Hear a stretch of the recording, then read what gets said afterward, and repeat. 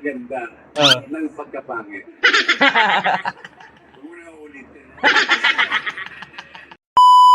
So what is up guys?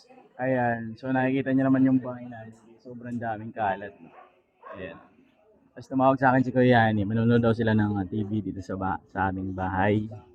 Ang liit lang ng TV namin, 24 inches. Dahil tutungahin natin yung performance niya ngayong araw na to. Kasi i-air na yung audition niya sa PGT. Tara, samahan niyo kami guys. Pasensya na kayo, medyo magulo yung bahay namin ha.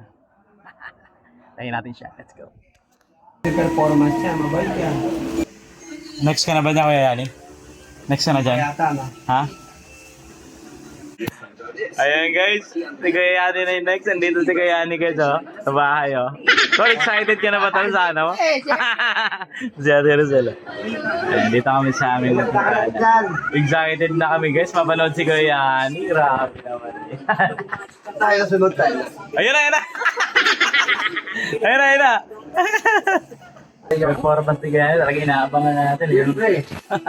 Ah. Golden buzzer yan, pare. Pre, golden buzzer yan. Yan na. Yun, oh.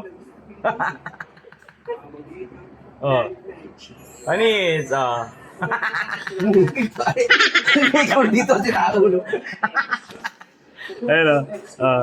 Oh. Yan na. Yan, next na sige, ano. Yata eh. Yan na, yan na. Tumaas konti yung standards namin. Because, Yan na, pre, yan na. ayun lang, wala yung